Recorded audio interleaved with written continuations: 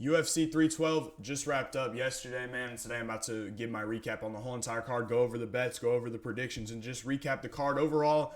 I didn't think the card was that fun, to be honest with you, but I thought there were some good moments, some pretty decent fights as well. The prelims were great, and then the early prelims specifically were great, and then after that kind of got a little bit, but it is what it is. I'm going to hop right in to my bets first, and then we'll go into the full card. So the bets, very good night, right? First off, Dricus, Duplessis, Gabriel, Santos, plus 111, easily cashed, right? Santos dominated Jack Jenkins, got dropped in the first round by a fluke head kick, and essentially came back and submitted Jack Jenkins, and I thought he was going to do that, but man, this kid's got so much potential. I'm not going to talk too much on him right now, but I will whenever I get to him on the recap, of course. Dricus comes through, gets the win, big win for him, second title defense, and next, Quillan Sal Kid, inside the distance, Tatiana Suarez money line. So Sal Kid got it done inside the distance, obviously, and then Tatiana sold bad. I thought she was going to look a lot better. I'll get into it, of course. But anyways, last one, you guys already know my boy, Rhogzhu, plus 250. I actually doubled down on him because he got to plus 300 at one point. So a bit of a risky play for me, but I did end up going Rhogzhu initially, and then he got up to a point where he was plus 300. I doubled down on him, and he was the big winner for me tonight. And I hope y'all boys tailed that one specifically because I was very confident he'd win, and he went out there and won. Anyways, let's hop right into the recap. The first fight up, man, this one was a statement. Man. I was happy to see this because y'all know if you tune into my predictions video or whatever, even the live streams, which I appreciate everybody that was in the live stream. Shout out to my guy Lawrence who came through and gifted a ton of stuff. I really appreciate him doing that. But anyways, Sal Kid I talked about a lot. I was really excited for his debut. I thought the guy had crisp boxing, crisp hands, good takedowns, and I thought Jubili was a pretty solid fighter. Now, Ancho Jubili was plus 500. I'd seen a lot of people going with Jubili plus 500. That's a minus 700 performance from Sal Kid to put the guy out in 19 seconds. Maybe an early stoppage, but the way he fell and that right hand landed money. All right, I didn't expect that. Obviously, you guys know I did place Sal Kid inside the distance, but I kind of felt like it'd be more towards a late finish, right? I thought it would be like Jubili's getting a little bit tired, but no. Sal Kid dropped the right hand right above the ear and knocked Jubili out unconscious on the canvas. It was a beautiful shot, and I know Jubilee's a guy who a lot of people like. He's one of the only Indian male fighters, and I kind of feel bad for him because he's not a bad fighter. I really don't think I think there are lightweights on the roster he can beat, and I don't think he'll ever be a ranked guy. But I do think there are guys he can beat on the roster, But he is going to more than likely have another opportunity. But they just threw him into the fire here in Sal Kid's backyard, and he was minus 700 for a reason. He's a killer. He's a top 15 guy potentially. We'll see what happens, of course. But just how good is the opponent he fought on Contender Series, Gage Young? Very good. We'll see him on Contender Series again. But anyways, very good win for Sal Kid. I was hyped. Obviously the inside the distance bet hit pretty easily. And I'm more excited for Sal Kid's career because I like the guy. He, very tall, long reach for the weight class. He's a good fighter, very good fighter. So Sal Kid, first one, hit very easily, but very good fight, very great performance from him. He got the performance of the night like he wanted and put on a show. Next up, Jonathan Micallef beats Kevin Jousset. This one was extremely weird, and you could hear the commentary team talking about it as well. Like when they look back at Micallef, the guy runs forward and puts himself into the fire and tries to get takedowns. That's really what he was trying to do, and he wasn't doing that. He was out striking Kevin Jousset on the feet. It was a weird fight. It was a very weird fight, and if you took Micallef, good on you. But you probably took Micallef because you thought he would kind of get Jousset to the mat, or formulate some sort of pressure to go and put Jousset on the cage and try to take him down from there. And he didn't do that at all. He outstruck him from range the whole entire fight, and I don't even think he shot a takedown. So I don't know what to expect from Jonathan Micallef because I don't think he's that good. But if he's able to do that to Jousset, I'm kind of a little bit concerned because I actually thought very highly of Jousset and he got smoked. And it was kind of embarrassing. You know what I mean? Trains at City Kickboxing. And Micallef looks like, you know, he kicked hard, man. That body, he was just kicking it. But, he was throwing him blind. And I would expect Jousset to counter that, extremely easily. And he did it one time, I believe. But it was just a weird performance. Micallef's a guy I'm not too high on. I think there's guys that beat him pretty easily. But, it was a solid performance. I'd probably pick Matthew Semmelsberger's to beat Micallef. But, you know what I mean? It was a good performance. The guy obviously has some shit to work on the feet, but, he's solid on the mat, and he didn't even take it to the mat. The defense doesn't look too great. I think this was just a really, really bad performance from Jousset, and I think I really looked at Jousset as someone better than he really is, because honestly, guys, I don't even know how he got outstruck and lost to this dude on the feet, because watching film, you really wouldn't expect that. But anyways, a shit performance from Jousset. I'll never pick him again. He might even get cut from the promotion because it was such a bad performance. But anyways, good win for Micallef. We'll see what's next for him. Not too high on the guy, but I hope the best for his career, of course. Next up, Rhogzhu, Kody Steele. Now, you guys know, I was all over Rhogzhu. And, man, did I have people in my Twitter comments or Twitter DMs in my Discord talking about how good Kody Steele is, and a lot of people, sources, and people were telling me how good he was, and I understand. I understand he's a good grappler, he's a good wrestler. He did not shoot a lot of takedowns here. He shot one, and when he shot it, Rhogzhu immediately reversed it, and I knew this was going to happen. Because Kody Steele is a solid BJJ guy. He's not a wrestler. He's a solid wrestler. I think he's got some high school wrestling experience, but he doesn't have that high-level college, right? From what I've seen, I think I've researched it enough. I don't know, though. He could, maybe, but whatever. His wrestling isn't dominant. Like I said before, I've seen him get taken down, or seen him not be able to get takedowns on regional guys. What makes you think he's going to come down here and take Rhogzhu down? Not going to happen. And Rhogzhu reversed him and stuffed every other takedown. And on the feet, Rhogzhu was dominating him. Absolutely dominating. I mean, this fight, there were moments where I think this could have been at least one 10-8 round in that fight. I mean, I think round 2 is a 10-8. You see right here. Hurt him a couple times. It was a absolute, I'm sorry, you can't see that. I apologize. You can't see that. Let me change it. Okay. Round 2. I think this was I really do think that was a 10-8 round, but besides the point, an absolutely dominant performance from Rhogzhu. He dominated this fight, clearly won, and when you're looking at what he was, a plus 240, he was plus 300 at one point, and I ended up pulling the trigger on him twice, and I was very confident, and man, it feels good to hit one of those underdogs, because I was so good at hitting those last year, especially, in that October to March range, May range, around that area. I was hitting one underdog that was a big one every single time that I bet on. And I needed one bad because I hadn't hit one in a while, and Rhogzhu gets me right back on track. It was an incredible performance, and he absolutely shut Kody Steele down. Steele being as tough as they come, man. I don't know how he took some of the shots Rhogzhu, gave to him. And it was just a beautiful performance from Rhogzhu. I mean, the guy cracks hard. He's got good technique. He's fast. And I told everybody that he's going to be the better guy. And Kody Steele is going to be willing to brawl, and he won't win that battle. I tried to tell people, but I'm very happy about this. Great win for Rhogzhu. I'm glad he got me on track there. But Kody Steele's a hell of a tough guy. I mean, to stand through some of that was just unbelievable. He showed a lot of heart in that fight, and I definitely don't think he's done. I just think when people looked at Rhogzhu, he's 1-3 in the UFC. He's got no chance, right? It's not really how it goes typically, right? Losing to Ignacio Bahamondes and Padilla on pretty much a fluke. Not how it goes. So I thought that kind of, people were overlooking him. And he clearly showed that he was the better fighter here, more experience, and he got it done. A very, very good performance and an extremely fun fight. Loved it. So great win for Rhogzhu. Next up is going to be Ilia Toporia's brother versus Colby Thicknees. So Ilia's brother, crickets, man. I mean, do I think he's okay? Sure.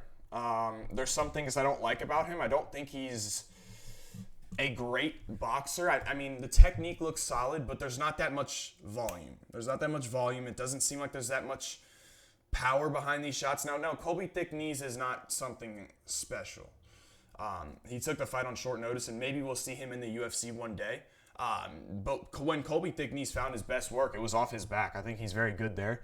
But Ilia's brother, he's not bad.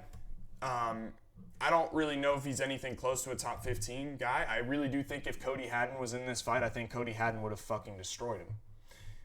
Badly. Because Ilia's brother, he's not bad at boxing, but it does seem that repetitive combinations. The jab, he likes to go to the body, uppercut, and the right hand.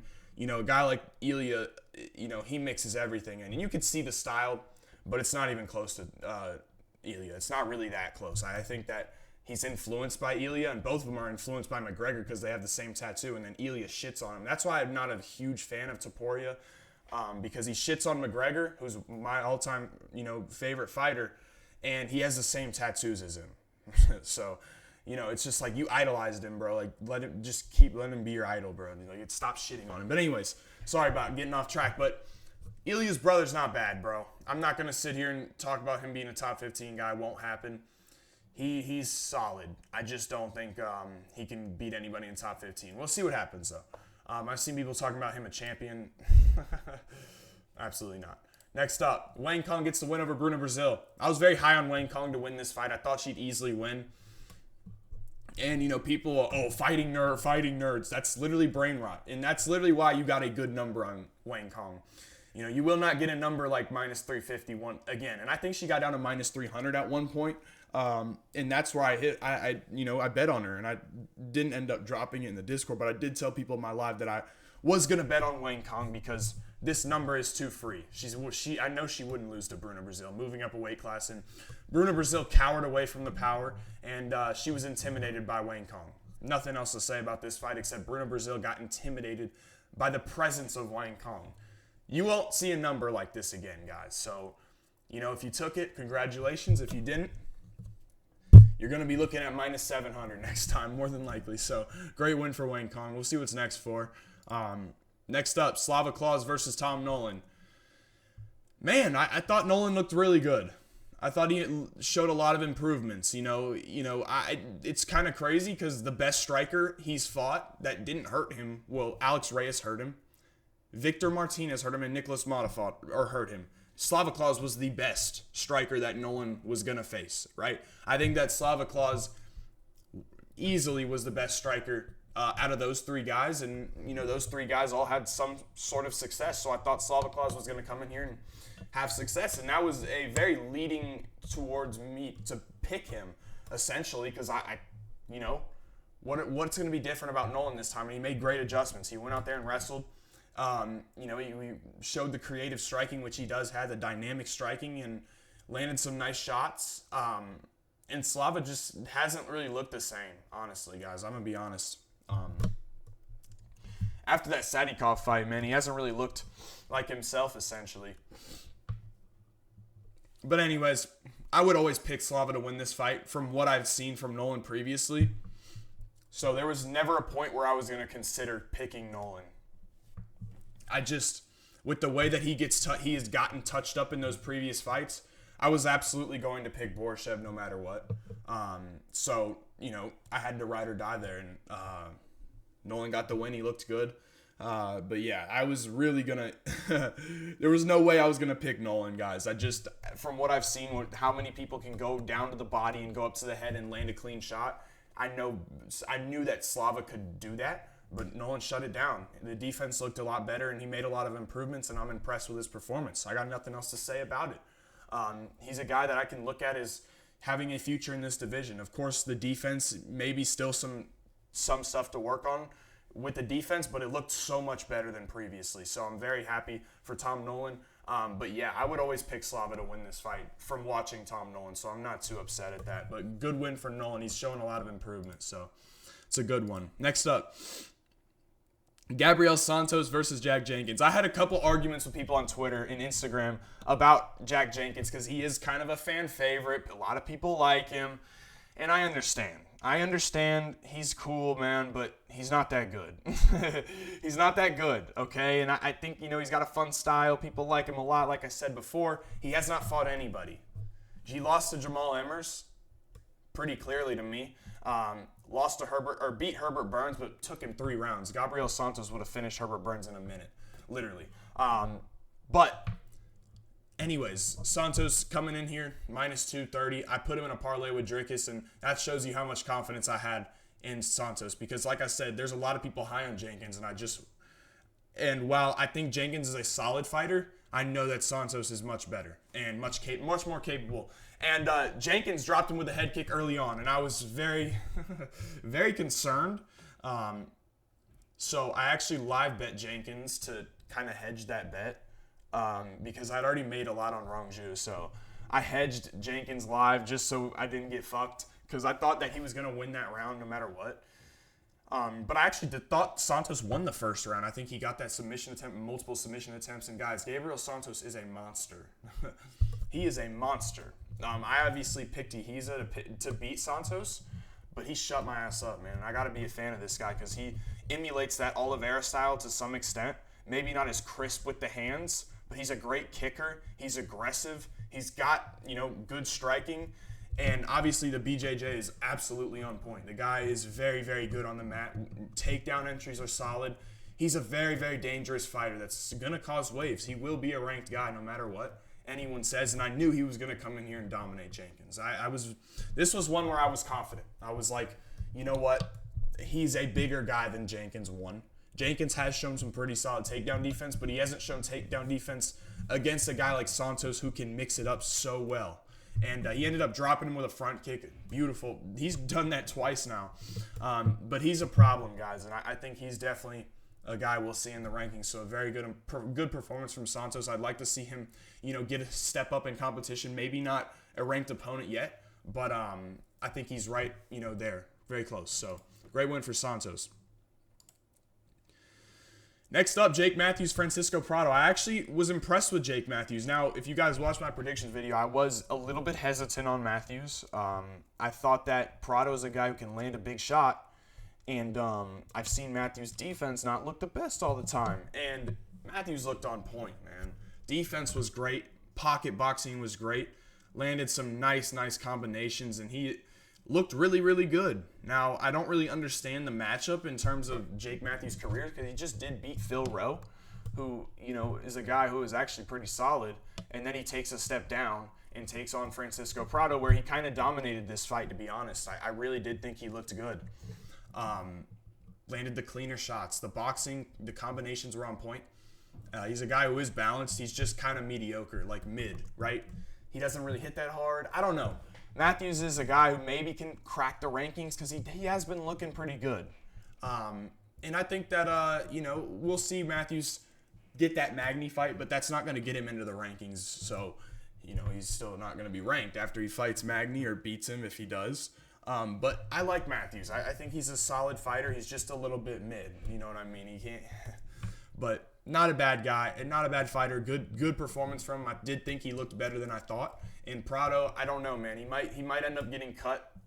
But he is only 22 years old, so I think he's 22. He might be able to come back. He will definitely be able to come back. So we'll see what's next. But Matthews takes on Magny. I wouldn't mind that fight. Probably be an Apex fight for sure.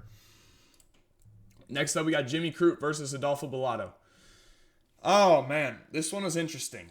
Adolfo Bellato goes in for a takedown early on in the fight, and he gets reversed immediately by Crute and gets a 10-8 round, which I didn't know if it was a 10-8 round necessarily. But I think I'd tend to agree with it now that I look back at it. But then Bellato wins the second round and the third round, and it becomes a draw. I thought this fight was relatively fun. I just don't know how excited I am seeing these guys fight on the main card. Of even an Apex card. I wouldn't even want these guys on the main card of an Apex card, let alone an LFA card. I don't even know if these guys would make the main card here. But anyways, solid performances from both guys. We'll see what's next for them. I'm not going to spend much time on this fight. I really don't care about it.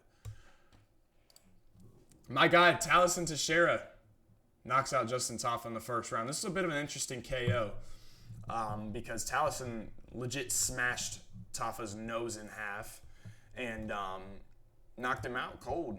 Not really cold, but Tallison came out there and he kind of shot a takedown, got him in the clinch, kneed him, and elbowed him. And Tallison, you saw him throw that high kick, and it was fast. Now, I was always worried that Tallison was not going to wrestle, but I quickly realized that he was actually going to when DC and Bisping were talking about the fighter meetings where Tallison said, he was going to wrestle. So I was happy to hear that. Very happy to hear that. I wish he would have posted something on Instagram, maybe of him in the wrestling room a little bit or something. So I would have been able to bet on him, but because I would have bet on him if I knew he had intentions of coming in here to wrestle, and I didn't know until the last second. So it was a great performance from Tallison. He finished Tafa, first win. Tafa's a dangerous dude. Now Tallison's a guy at heavyweight who can probably run through a lot of people, right? You give Tallison a guy like fucking Lucas Brzeski, he probably gets him out of there pretty easily. You know what I mean? There's some guys on that roster. Muhammad Usman probably gets Muhammad Usman out of there. So, Teixeira's got a future. He's got a future for sure. Absolutely a future in the sport. I'm very excited to see what he can do. He's been a guy who I've known for a while now. Ever since even before he'd been on the Contender Series this year, I made a video about my top 5 guys to look out for on the Contender Series for this season, and Tallison was one of those guys. I was very excited to see him, and he made his debut and got the win over Tafa. I'm very excited to see what he can do in this division. Black belt on the mat, solid striker. Obviously, the dude's 6'7". He's huge, okay? So excited to see what he can do. Great win for Tallison. Next up, Tatiana Suarez versus Zhang Weili. This was pure dominance. Absolute dominance from Zhang Weili. Now, I think there was an existing injury on the side of Tatiana Suarez, and I did talk about how I didn't think there was an injury for Tatiana because that sources and Tatiana herself said that. And I want to say that there was. That knee seemed to be a problem, and when she went into the corner, she said, how bad is it? How bad is it? So I'm assuming that she'll come out and say something about it. But yeah, it seemed like, there was a problem with that. But she got Weili down, held her down for the first round, and from then on there, got fucking dominated. Weili dominated Tatiana Suarez. And I'm shocked. I am shocked how much she dominated her in every asset. Very, very good performance from Weili. She absolutely dominated this fight in every single way. So I have to give her a lot of respect, man. And obviously she's one of the best strawweights of all time. I would say she is the best strawweight ever. And she's a great fighter with great skills. I kind of wish she'd fight a little bit more. And that's funny considering I did, pick Tatiana. But I feel like Weili doesn't really fight that often. But anyways, very good win for Weili. Dominated this fight. Absolutely dominated it. And maybe she moves up to fight Valentina. Let me know your thoughts about that. I don't know how excited I'd be for that because I think that Valentina would win that matchup. The kicks, the straight shots, and the footwork. I think she's fast. I don't know if she's faster than Weili, but she's similarly fast, and she's bigger. So I would pick Valentina to win, but I think it'd be a fun fight regardless. Very good win for Weili. Next up, the main event. My guy, Dricus, dominates Sean Strickland. Outstruck Sean Strickland by a significant margin, and that's saying a lot because Sean Strickland doesn't throw hard shots. Sean Strickland throws jabs, and they get, total or they get, fill up the stat sheet. So I was surprised that he actually outstruck Strickland overall, honestly. And Dricus just dominated this fight. I don't know what it was, but Strickland was very, intimidated, it seemed like. He was very tentative, and I don't know what it was. Really, I don't know. But it was a dominant performance from Dricus, and, we're going to probably have to see him versus Khamzat next. But I don't know. I don't want to say that Strickland, he probably had staph, though, guys. Antibiotics, he was probably on him. And maybe that's why he looked like that, I don't think he looked horrible, but I don't really know what anybody expected. Did they expect Strickland to fucking load up a high kick or a wheel kick? He doesn't do that. He does jab teep, and against Dricus, you're not going to just control the pace and pressure like everyone else, because Dricus isn't going to stop coming forward. He's not going to just let you back him up in the corner or let you pressure him on the fence. It's not going to happen. He doesn't do that, right? And it's just a nightmare matchup for Strickland. I'm not going to lie to you guys. So maybe Strickland comes out and makes an excuse. I would assume so, probably in the next few days, a tweet.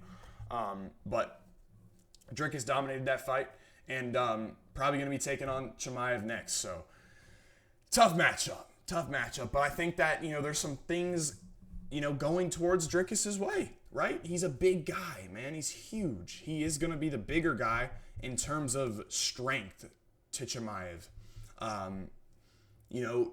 It's a tough fight because Dricus, I don't know how solid his wrestling defense is, because you really don't see a lot of guys try to take him down, aside from Derek Brunson, who was able to get him down. DDP is this plot armor where he just cannot lose. So he's taken on Chimaev, who hasn't lost in the UFC yet, and it's a huge fight. It's absolutely a huge fight. So I'm curious what y'all think about that fight, but I think it's going to be a little bit closer than people are going to say. I'm assuming the odds will be in Chimaev's favor, and I would, understandably agree with that. But I'm very excited. I think it's one of those fights that is could be not as big as Aspinall Jones, but big, very big. Right behind that, Duplessis, Chimaev, both guys undefeated in the UFC. I think it's a huge fight. So I'm excited to see it, hopefully. But yeah, man, that's going to wrap it up. I hope y'all boys enjoyed. I hope you tailed the bets this week. Very good week.